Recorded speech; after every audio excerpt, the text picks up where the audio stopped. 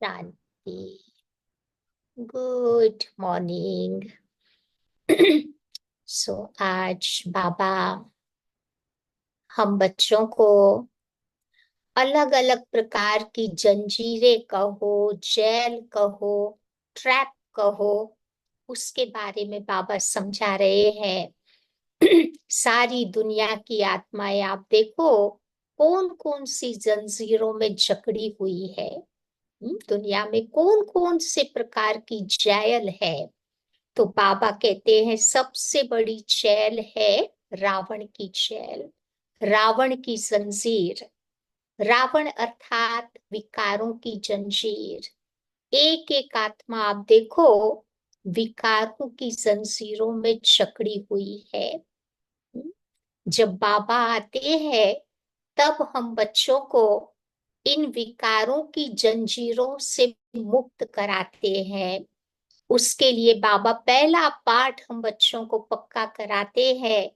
कहते हैं कि बच्चे तुम शरीर नहीं आत्मा हो। तो जितना जितना आत्माभिमानी बनते हैं उतना उतना आत्मा के सातों ही गुणों का हम अनुभव करते हैं। और इन विकारों की जंजीरों से हम आत्माएं मुक्त हो जाती है। दूसरी बाबा कहते हैं गर्भ जेल। क्योंकि आज देखो सृष्टि के अंत का समय नजदीक आ गया है। तो आत्माएं जितना जल्दी जल्दी शरीर छोड़े, जल्दी जल्दी जन्म लेवे, उतना उनके हिसाब किताब जास्ती चुकतू होते हैं। तभी तो आज की दुनिया में आपने देखा होगा अकाले मृत्यु हो जाती है।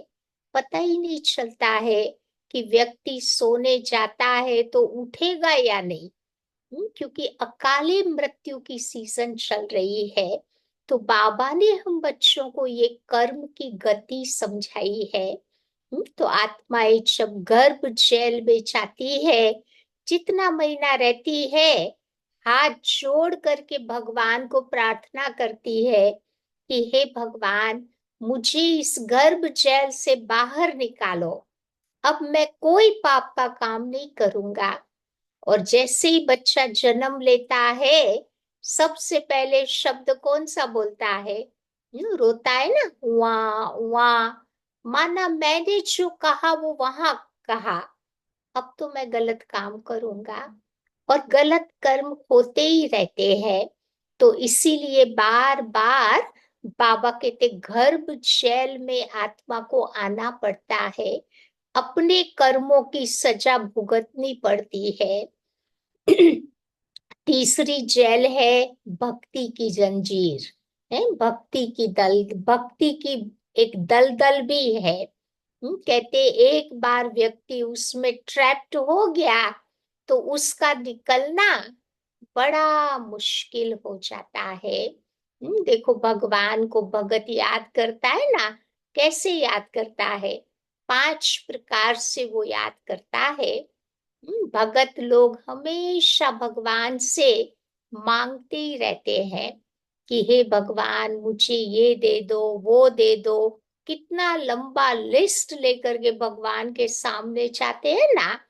तो भक्ति में मांगना होता है, परंतु ज्ञान में हम बाबा से मांगते नहीं है। हम बाबा से अपना अधिकार समझकर बाबा से उन सब चीजों की प्राप्ति करते रहते हैं।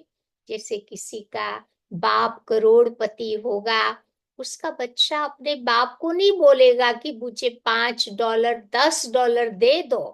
क्या कहेगा? आई वॉन्ट, मुझे चाहिए। अधिकार से वो लेता है। तो बाबा हमारा सर्व शक्तियों का अधिकारी है। तो बाबा से भी हमें वो अधिकार से सब चीजें लेनी है, मांगना नहीं है। दूसरा भक्ति में जब भी कोई परिस्थितियां आती है, सिचुएशंस आती है, तो भगत क्या करते हैं? बैठ करके अपने परेशानियों का ही चिंतन करते रहते हैं। लेकिन बाबा ने हम बच्चों को तो कितनी अच्छी बात बताई है कि जब भी परिस्थितियां आती है तो हम ज्ञान को यूज करते हैं। अपने आप को पाठ पक्का कराते हैं कि ये सब बातें ड्रामा में पहले भी आई है, ताकि फिर से अभी मेरे सामने आई है, नथिंग न्यू। तो फिर हम डिस्टर्ब नहीं होते हैं। तीसरी बात, भक्ति में जब भी भगत भगवान को याद करता है ना, तो उनकी एक व्यापारी वृत्ति होती है, सौदेबाजी वाला काम होता है। भगवान को कहता है कि भगवान मेरा ये काम कर दो, तो हम 500 रुपये का, 1000 रुपये का प्रसाद चढ़ा देंगे। तो बाबा कहते हैं कि भगवान के साथ ये सौदाबाजी भी मुझे नहीं करनी है। चलो हम भी कोई कार्य में सफलता प्राप्त करते हैं, हम भी बाबा को भोग लगाते हैं, हम भी बाबा को ब्रह्मा भोजन कराते हैं, लेकिन हमारा एटीट्यूड अलग होता है। हम बाबा को धन्यवाद करते हैं कि बाबा आपने मेरा ये काम बहुत अच्छी तरह से कर लिया। तो बाबा को शुक्रिया अदा करते हैं। तो हमारा और उसमें फर्क है, हमारा कोई सौदेबाजी वाला काम नहीं है। चौथी बात, जब भगत भगवान को याद करता है ना, तो नेमी नाथ बन करके बैठ जाता है कि भाई नियम है ना मेरा, रोज भगवान को तीला टपका करना, अगरबत्ती जलाना, दिया जलाना। परंतु वो चलाते चलाते अंदर का दिया तो नहीं चलता है। अंदर दिव्य गुणों की अगरबत्ती कि वो सुगंध अंदर से नहीं आती है। तो बाबा कहते मुझे ऐसा नेमिनाथ नहीं बनना है। मुझे नियम प्रमाण बाबा को याद करना है, परंतु वो प्राप्ति का भी आत्मा अनुभव करती है। तभी तो बाबा कहते हैं ना, हमें नेमिनाथ नहीं बनना है, परंतु प्रेमी नाथ बनना है। बाबा को बहुत प्रेम से याद करना है, तभी हमारा बाबा के साथ वो कनेक्शन जुटा रहेगा। भक्तों को बड़ा मेहनत करनी पड़ती है वो कनेक्शन जोड़ने के लिए, क्योंकि न तो भगवान को जानते हैं, न उनको ये पता है कि वो कनेक्शन मेरा कैसे छूटे। या तो ये भक्ति भी एक जेल की तरह, जंजीर की तरह बन जाती है। एक बार उसमें फंस गए, फिर फंसते ही जाते हैं, निकलना बड़ा मुश्किल होता है। फिर तीसरी जेल है, उससे आगे चलते हैं, तो वो है गुरुओं की जेल। जंजीर कहो, जेल कहो, ट्रैप कहो, जो भी कहो, एक बार उसकी जेल में फंस गए, निकलना बड़ा मुश्किल है। कई बार लोग कहते हैं ना कि भाई हमने तो गुरु किया हुआ है, गुरु को नहीं छोड़ सकते, गुरु को छोड़ दिया तो श्राप मिल जाएगा, गुरु नाराज हो जाएगा, या तो फिर वो वही गुरुओं की जंजीरों में फंसे रहते हैं। लेकिन अब तो हमें गुरुओं का भी गुरु सतगुरु बाबा मिला है। देखो ब्रह्मा बाबा ने भी 13 गुरु किए थे। जब सतगुरु बाबा मिल गया ना, एक धक से बाबा इन सब जंजीरों से छूट गए। तो ऐसे बाबा में विश्वास रख करके मुझे उस जेल से भी अपने आप को छुड़ाना है। फिर कहते हैं मद मत, पर मत, पर चिंतन की जेल। एक बार व्यक्ति उसमें फंस गया, तो फिर सुनी सुनाई बातों पर विश्वास करेगा, जो सच्ची बात है वो उसे दिखाई नहीं देगी। तो ये मन मत पर मत की जेल से फ्री होने के लिए मुझे अपने आप को बार बार याद दिलाना होगा कि एक बाबा की श्री मत पर मुझे चलना है। श्री मत पर चलने से ही बाबा कहते हैं इन सब प्रकार की माया से आत्मा फ्री हो जाएगी। तो ये 5 प्रकार की जेल, इससे फ्री होने की युक्ति आज बाबा बताते हैं। वो युक्ति है सिविलाइज्ड बनो। अपनी दृष्टि वृत्ति में वो पवित्रता को हम धारण करें, तो आत्मा सब प्रकार की जेल से छूट जाएगी। तो आइए सुनते हैं आज की बाबा की 15 जुलाई की मुरली। बाबा कहते मीठे बच्चे, दे अभिमान आसुरी कैरेक्टर है, उसे बदलकर दैवी कैरेक्टर्स को धारण करो। आसुरी कैरेक्टर को बदलकर दैवी कैरेक्टर को धारण करो, तो रावण की जेल से आत्मा छूट जाएगी। आज का प्रश्न है, हरेक आत्मा अपने पाप कर्मों की सजा कैसे भोगती है? उससे बचने का साधन कौन सा है? दो बातें बाबा पूछ रहे हैं। पाप कर्मों की सजा कैसे भोगती है और उससे बचने का साधन क्या है? तो बाबा कहते हैं, हरेक अपने पाप कर्मों की सजा एक तो गर्भ जेल में भोगती है, बार बार जन्म लो, बार बार जल्दी जल्दी शरीर छूटे, तो ऐसे बाबा कहते पाप कर्मों की सजा आत्मा भुगतती है। दूसरा, रावण की जेल में अनेक प्रकार के दुख उठाते हैं, तो बाबा आया है तुम बच्चों को इन जेलों से छुड़ाने के लिए, इनसे बचने के लिए सिविलाइज्ड बनो।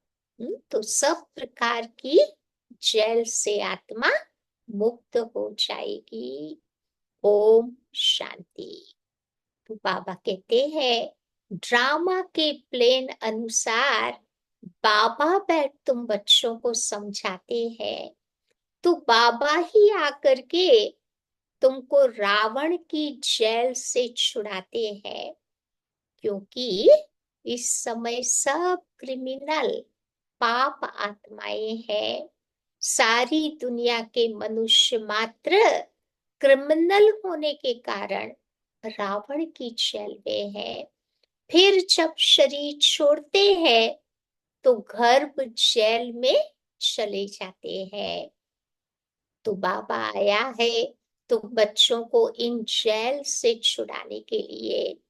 फिर आधा कल्प रावण की जेल में या गर्भ जेल में कभी नहीं जाएंगे। आधा कल्प सतयुग में तो रावण होता ही नहीं है, विकार होते ही नहीं है।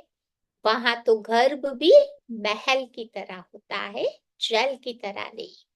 तुम जानते हो बाबा धीरे धीरे पुरुषार्थ अनुसार हमें रावण की जेल से, गर्भ जेल से छुड़ाने के लिए आते हैं। बाबा बताते हैं कि रावण राज्य में सब क्रिमिनल हो जाते हैं, फिर राम राज्य में सभी सिविलाइज्ड होते हैं। कोई भी भूतों की प्रवेशता वहां पर नहीं होती। कहाँ पर? अपनी दुनिया में, सतयुग में, राम राज्य में कोई भूतों की प्रवेशता नहीं होती। देह का अहंकार आने से ही फिर और भूतों की प्रवेशता हो जाती है। अब तुम बच्चों को पुरुषार्थ कर देही अभिमानी बनना है। जब ऐसे लक्ष्मी नारायण बन जाएंगे तभी तो देवता कहलाएंगे ना। अभी तो तुम ब्राह्मण कहलाते हो। रावण की जेल से छुड़ाने के लिए बाबा आकर के तुम बच्चों को पढ़ाते भी है। और जो सबके कैरेक्टर्स बिगड़े हुए हैं वो बाबा आकर सुधारते हैं। सबके कैरेक्टर्स आप देखो बिगड़े हुए हैं ना, तो बाबा उसको भी सुधारते हैं। आधा कल्प से कैरेक्टर बिगड़ते बिगड़ते अभी तो बहुत बिगड़ गया है। कलयुग आते आते बाबा कहते सबके कैरेक्टर्स बिगड़ गए। तो इस समय है तमो प्रधान कैरेक्टर। तो दैवी और आसुरी कैरेक्टर में बरोबर रात दिन का फर्क है। तो बाबा समझाते हैं कि बच्चे अब पुरुषार्थ कर अपना दैवी कैरेक्टर्स बनाना है, तब ही तो तुम आसुरी कैरेक्टर्स से छूटते जाएंगे। आसुरी कैरेक्टर्स में देह अभिमान है नंबर वन। कैसे बाबा कहते आसुरी कैरेक्टर बना, तो बाबा कहते उसमें नंबर वन है देह अभिमान, बॉडी कॉन्शियसनेस। मैं स्त्री हूँ, पुरुष हूँ, जब ये भान आता है तब बाबा कहते सारे विकार आने शुरू हो जाते। तो देही अभिमानी के कैरेक्टर्स कभी बिगड़ते नहीं है। तो सारा मदार हो गया किसके ऊपर?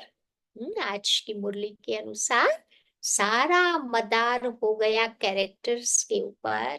देवताओं का कैरेक्टर कैसे बिगड़ता है?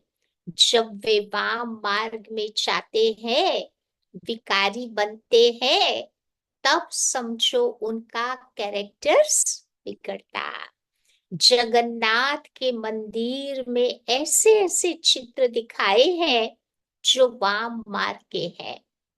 मूर्तियां देखिए ना, ड्रेसेस तो पहनाए हैं देवी देवताओं के, लेकिन बाबा कहते मूर्तियां सारी बताई है द्वापर युग की। तो ये तो वर्षों पुराना मंदिर है। ड्रेस आदि तो देवताओं की ही है, दिखाते भी है देवता वाम मार्ग में कैसे जाते हैं। तो पहली पहली क्रिमिनलिटी है ही ये।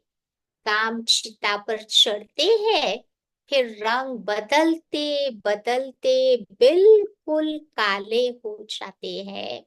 विकारों के कारण आत्मा काली माना पतित बन जाती।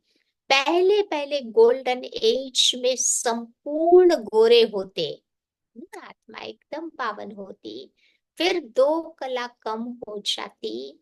अब त्रेता को स्वर्ग नहीं कहेंगे, उसको कहा जाता है सेमी स्वर्ग।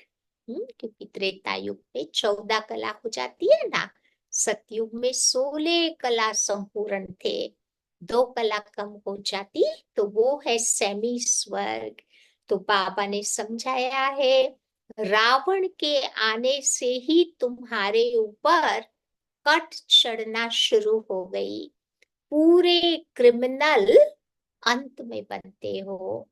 अभी 100% देखो क्रिमिनल कहेंगे, तुम बच्चे ही 100% वाइसलेस थे, निर्विकारी थे। फिर 100% विशियस बने, विकारी बने। तो अब बाबा कहते हैं कि बच्चे सुधरते जाओ। ये रावण का जेल बहुत बड़ा है, सबको क्रिमिनल ही कहेंगे क्योंकि रावण के राज्य में है। तो राम राज्य और रावण राज्य का तो उनको पता ही नहीं है। दुनिया वालों को ये नहीं मालूम है राम राज्य कब था, किसने स्थापन किया, कितना समय चला, जो बाबा आकर अभी समझाते हैं।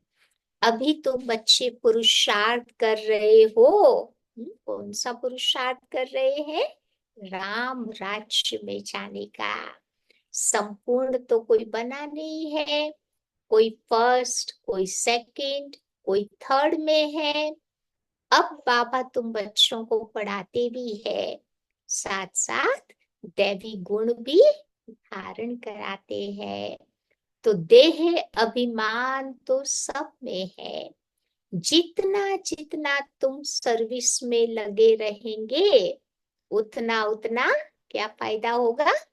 बुद्धि को, मन को बाबा की सेवा में बिजी रखेंगे, उतना उतना तुम्हारा देह अभिमान कम होता जाएगा। अब सर्विस करने से ही देह अभिमान कम होगा ना। देह अभिमानी बच्चे बड़ी बड़ी सर्विस करेंगे, क्योंकि अंदर की स्थिति हमारी अच्छी होगी ना, तो बाबा की सेवा बहुत अच्छी तरह कर पाएंगे। तो बाबा देही अभिमानी है तो कितनी अच्छी सर्विस करते, सभी को क्रिमिनल रावण की जेल से छुड़ाकर सदगति प्राप्त करा देते हैं। तो वहां पर बाबा कहते कोई जेल नहीं होगी, यहाँ तो डबल जेल है। सतयुग में न तो कोर्ट होता, न कोई पाप आत्माएं होती। देखो सतयुग में ये लॉयर्स जजिस वगैरह भी नहीं होते, वकील की जरूरत ही नहीं है, क्योंकि सब पुण्य आत्माएं हैं। तो बाबा कहते हैं न तो वहां कोई रावण की जेल होती, रावण की है बेहद की जेल। सभी पांच विकारों की रस्सियों में बंधे हुए हैं, अपरंपार दुख है, और दिन प्रतिदिन तुम्हारा दुख वृद्धि को आता रहता है। सतयुग को कहा जाता है गोल्डन एज, त्रेता को कहा जाता है सिल्वर एज, चांदी की दुनिया। सतयुग वाला सुख त्रेता में नहीं हो सकता, क्योंकि आत्मा की 2 कला कम हो जाती, 16 कला से 14 कला हो जाती। आत्मा की कला कम होने से फिर क्या होता, शरीर भी ऐसे हो जाते। तो ये समझना चाहिए कि बरोबर हम रावण के राज्य में देह अभिमानी बन पड़े हैं। तो अब बाबा आया है तुम बच्चों को रावण की जेल से छुड़ाने के लिए। आधा कल्प का देह अभिमान निकालने में देरी तो लगती है ना, परंतु मेहनत भी बहुत करनी पड़ती। जल्दी में जो शरीर छोड़ गए हैं वो फिर बड़े होकर के आकर कुछ ज्ञान उठा सकते हैं। इस जन्म में जिन बच्चों ने बाबा को पहचाना है, जो ज्ञान मार्ग में चल रहे हैं, वो बाबा कहते नेक्स्ट लाइफ में जरूर वो ज्ञान के संस्कार आत्मा ले जाएगी ना। लेकिन बच्चा, छोटा बच्चा ज्ञान को नहीं समझेगा, थोड़ा बड़ा होगा तब जाकर के बाबा कहते ज्ञान को जीवन में धारण कर सकता, समझ सकता। तो जितना देरी होती जाती है तो पुरुषार्थ फिर कर न सके। कोई मरे फिर आकर पुरुषार्थ करे, सो तो तब जब उसके ऑर्गन्स बड़े हो। ज्ञान की समझ चाहिए ना, तभी तो पुरुषार्थ होगा। अब समझदार हो तब कुछ भी कर सके, तो देरी से आने वाले कुछ भी देखो सीख नहीं सकेंगे। जो लास्ट में बाबा के पास आएंगे ना, उनके पास उतना टाइम ही नहीं होगा कि ज्ञान को समझकर फिर कोई पुरुषार्थ कर सके। सीखे उतना ही सीखे। इसीलिए बाबा कहते बच्चे मरने से पहले पुरुषार्थ बच्चों को कर लेना चाहिए। जितना हो सके इस तरफ आने की कोशिश जरूर करेंगे। इस हालत में बहुत आएंगे, तुम्हारा झाड़ भी वृद्धि को पाता जाएगा। बाबा के बच्चे भी धीरे धीरे बाबा कहते बढ़ते जाएंगे। तो बाबा समझानी तो बहुत अच्छी देते हैं। बॉम्बे में बाबा का परिचय देने के लिए बहुत अच्छा चांस है। हम सब का वो पाप है, तो बाबा से वर्षा स्वर्ग का ही चाहिए। कितनी सहज बात है। दिल के अंदर बच्चों को गद गद हो जाना चाहिए कि ये हमको पढ़ाने वाला है, ये हमारी एम ऑब्जेक्ट है। कौन सी एम ऑब्जेक्ट है? सतयुग में लक्ष्मी नारायण जैसा बनना। तो पहले हम सदगति में थे, फिर दुर्गति में आए, अब फिर दुर्गति से सदगति में जाना है। शिव बाबा कहते हैं उसके लिए क्या करो, माम एकम याद करो। तो तुम्हारे जन्म जन्मांतर के पाप कट जाएंगे। तुम बच्चे जानते हो, जब द्वापर में रावण का राज्य होता है तो 5 विकार रूपी रावण सर्वव्यापी हो जाता है।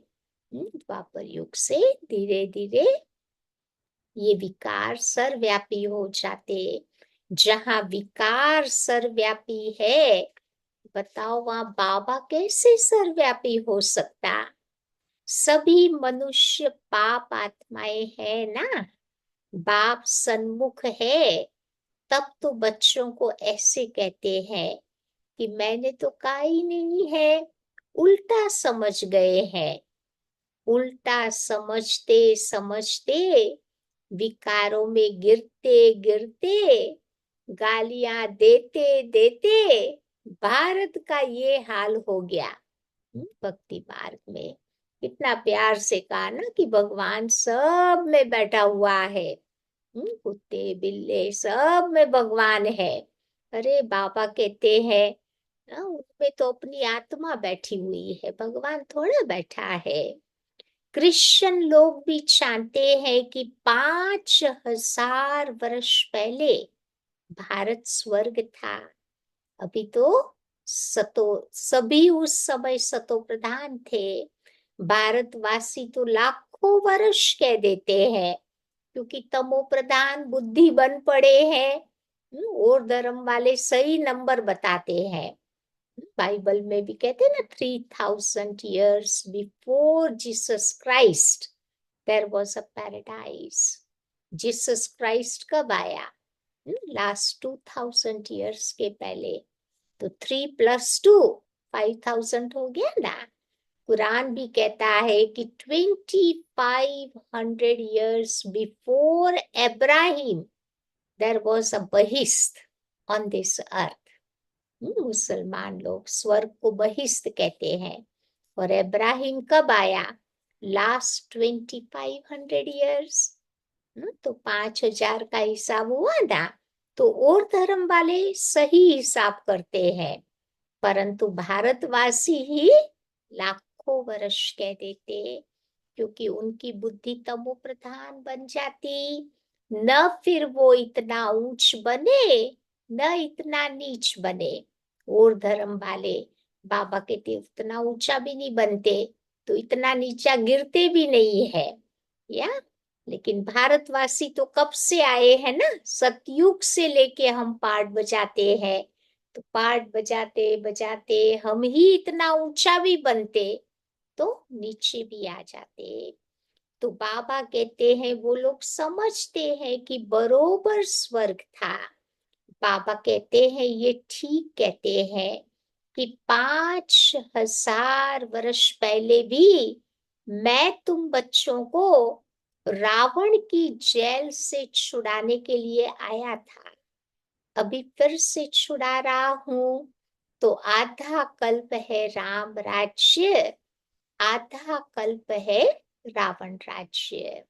तो बच्चों को चांस मिलता है तो समझाना चाहिए।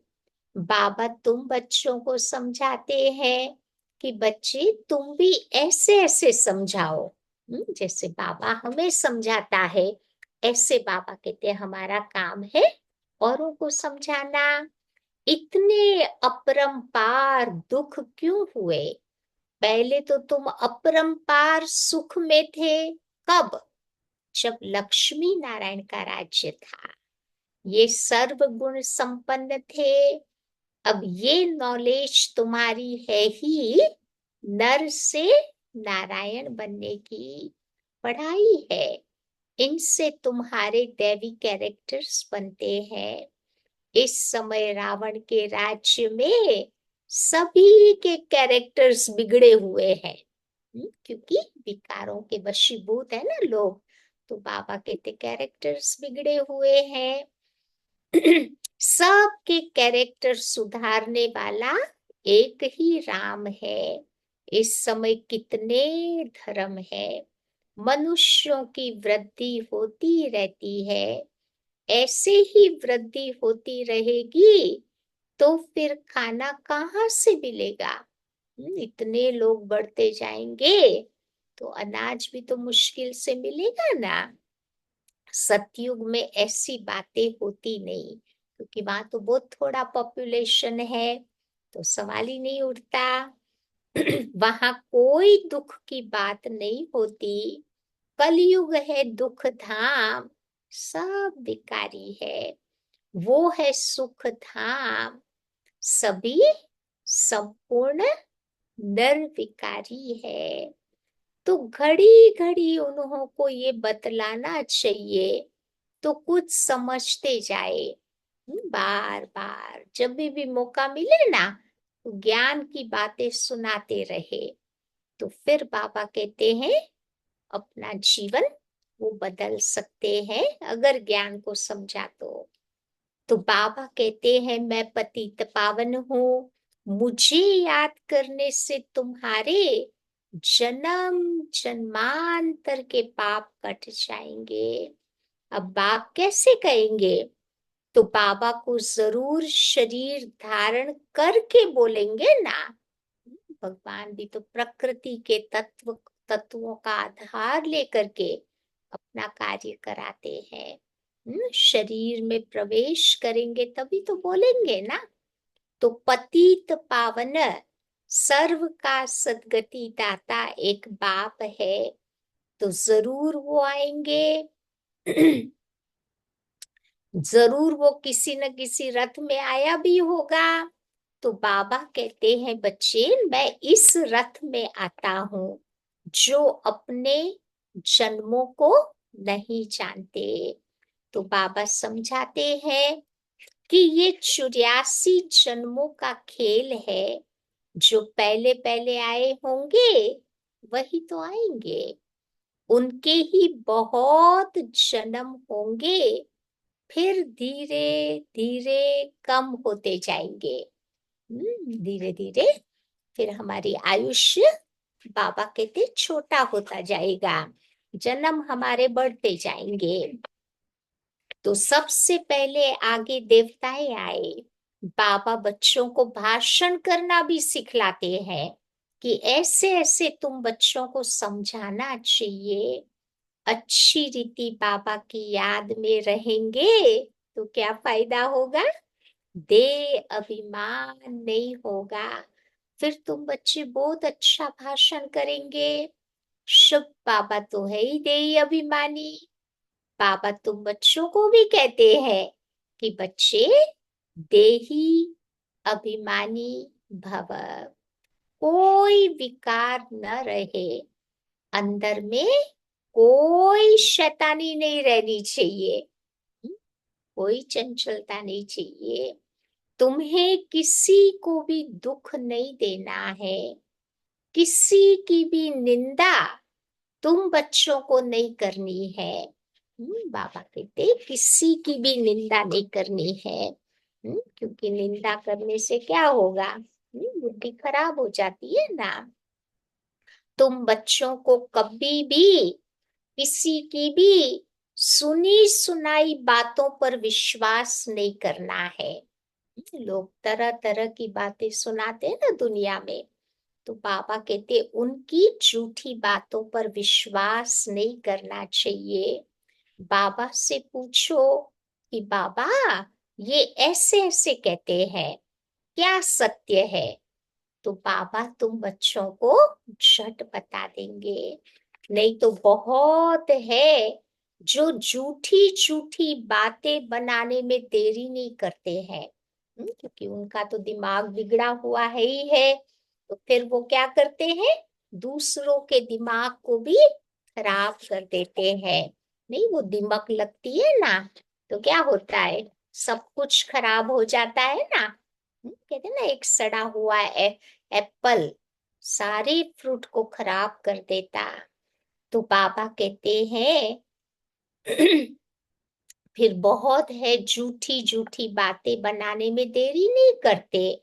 फिर कहते हैं कि फलाने ने तुम्हारे लिए ऐसे ऐसे कहा, सुनाकर उसको भी खाक कर देंगे।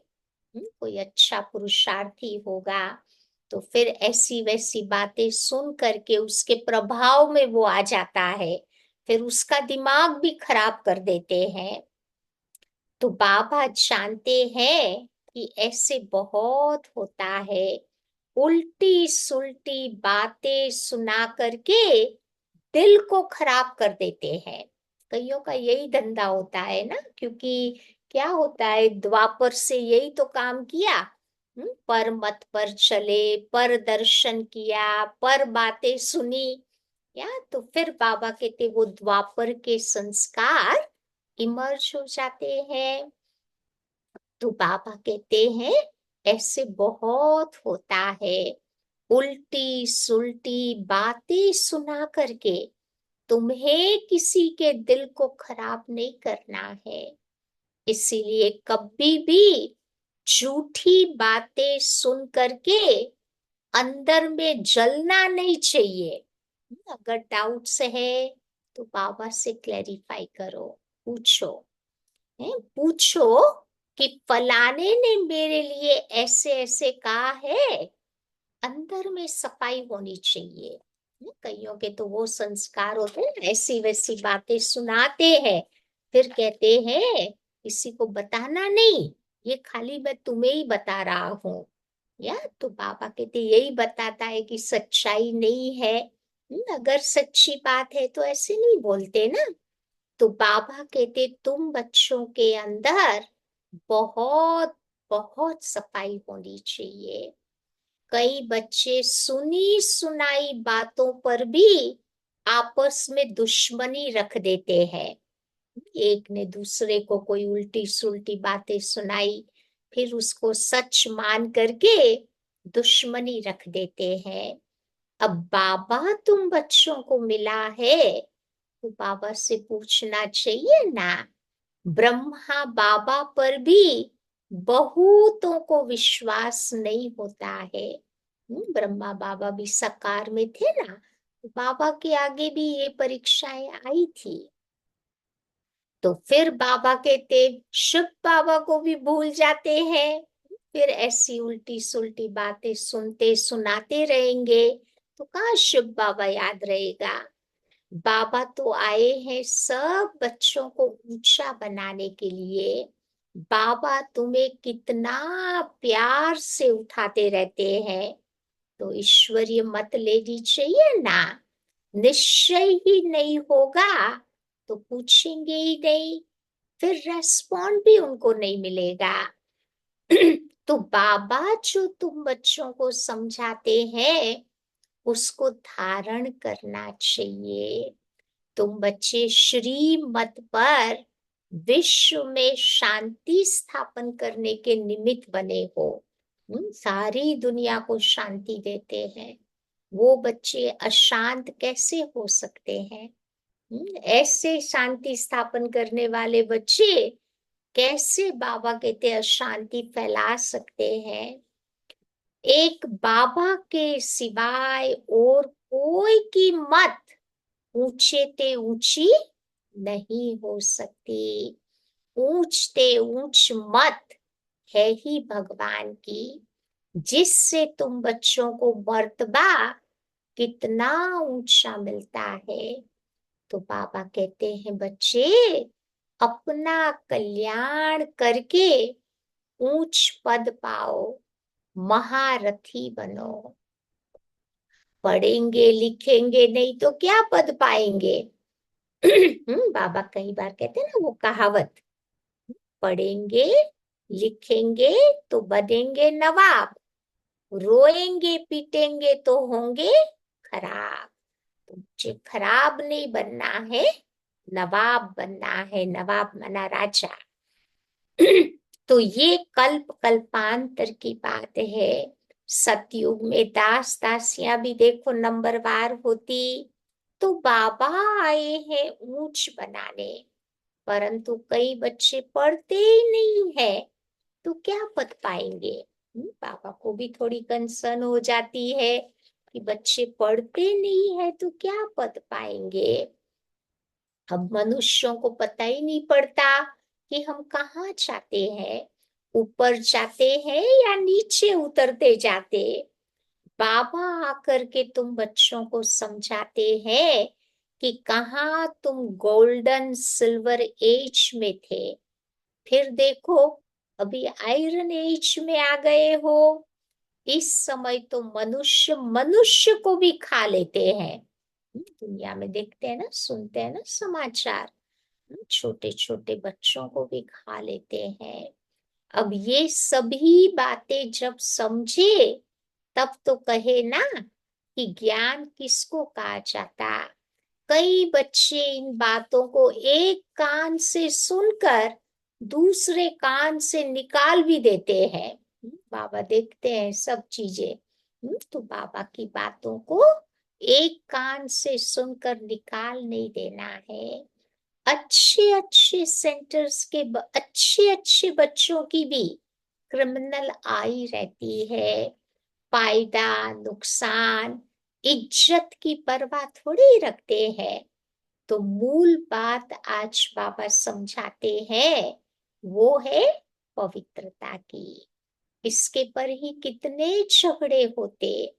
बाबा तो कहते हैं ना कि बच्चे काम महाशत्रु है, इन पर जीत पहनो, तब तो तुम जगत जीत बनेंगे। देवताएं तो संपूर्ण निर्विकारी है। आगे चल करके वो इन सब बातों को समझ जाएंगे, स्थापना होती जाएगी। अच्छा, मीठे मीठे सिकिलते बच्चों प्रति माता पिता बाप दादा का याद प्यार और गुड मॉर्निंग। रूहानी बाप की रूहानी बच्चों को नमस्ते, और रूहानी बच्चों की रूहानी बाप को नमस्ते।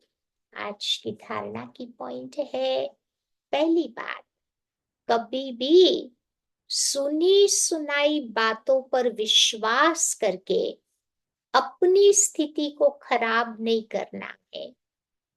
क्लैरिफाई करो, कभी कुछ ऐसी बातें सुनते भी हो तो बाबा कहते चेक करना चाहिए। लेकिन सुनी सुनाई बातों पर विश्वास करके अपनी स्थिति को खराब नहीं करना है। अंदर में सफाई रखनी है। झूठी बातें सुन करके अंदर में जलना नहीं है, लेकिन ईश्वरीय मत लेनी है। रामायण में बताते ना, मंथरा ने यही तो काम किया, या कैकेयी का दिल खराब कर दिया। झूठी झूठी बातें सुना करके उसको भगवान से दूर कर दिया, राम से दूर कर दिया। तो ये बातें हमें बाबा से दूर ले जाने वाली है। दूसरी बात बाबा बताते हैं, देही अभिमानी बनने का पूरा पुरुषार्थ करना है। कभी किसी की निंदा नहीं करनी है, कभी किसी की ग्लानि निंदा नहीं करनी है। फायदा नुकसान और इज्जत को ध्यान में रखते हुए क्रिमिनल आई को खत्म करना है। बाबा जो बातें सुनाते हैं उसे एक कान से सुनकर दूसरे से निकालना नहीं है। दुनिया वालों की बातें निकालो, बाबा की बातें बाबा कहते एक कान से सुनकर निकालना नहीं है। आज का वरदान है। तो आज के वरदान में बाबा कहते हैं कि त्रिकालदर्शी की सीट पर सेट होकर हर कर्म करने वाले शक्तिशाली आत्मा भव। त्रिकालदर्शी की से सीट माना हर कार्य करने के पहले उसका पास्ट प्रेजेंट फ्यूचर सोच कर, उसका रिजल्ट सोच करके फिर कर्म करना। अब जो बच्चे त्रिकालदर्शी की सीट पर सेट होकर हर समय हर कर्म करते हैं, वो जानते हैं कि बातें तो अनेक आनी है, होनी है।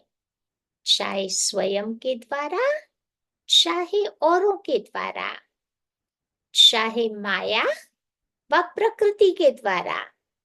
सब प्रकार की परिस्थितियां तो आएंगी, आनी ही है, लेकिन स्वस्थिति शक्तिशाली है तो परिस्थिति उसके आगे कुछ भी नहीं है।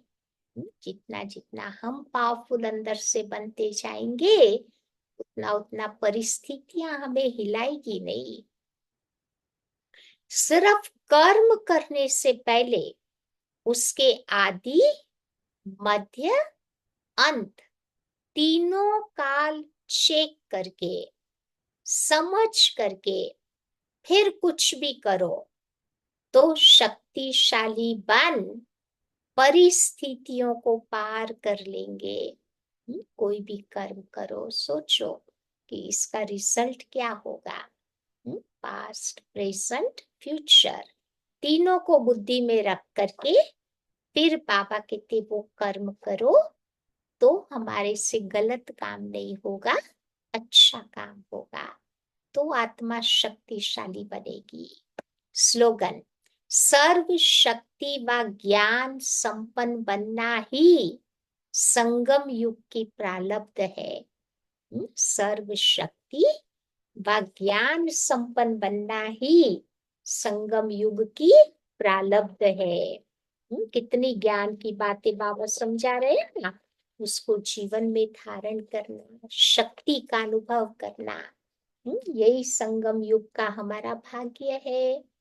आज के अव्यक्ति पॉइंट है, अपने समय को, सुखों को, नाम, मान, शान, सर्व प्राप्ति की इच्छा को कुर्बान करके लेने की इच्छा को छोड़कर देने वाले महादानी बनो, तब कहेंगे परोपकार की भावना से संपन्न। कुछ भी लेने की बाबा कहते इच्छा नहीं रखो। अपकारी पर उपकार वृत्ति वही रख सकते हैं जिनका मन स्वच्छ हो। यदि स्वयं के प्रति व अन्य के प्रति व्यर्थ संकल्प आता है तो इसको स्वच्छ मन नहीं कहेंगे। स्वच्छ मन, क्लीन और क्लियर बुद्धि हो तब परोपकारी बन सकेंगे। स्वच्छ मन, क्लीन और क्लियर बुद्धि हो तब बाबा कहते हैं परोपकारी बन सकेंगे। समझा? तो आज क्या याद रखेंगे? अलग अलग प्रकार की जेल बाबा ने बताई ना। सब प्रकार की जेल से बाबा हमें मुक्त करने के लिए आए हैं और मुझे उसके लिए क्या पुरुषार्थ करना है? सिविलाइज्ड बनना है। अपने अंदर दिल की, मन की वो पवित्रता, स्वच्छता को धारण करना है। तो बाबा कहते सब प्रकार की जेल से आत्मा मुक्त हो जाएगी। समझा? तो चलो बाबा के पास चलते हैं कुछ घड़ी के लिए।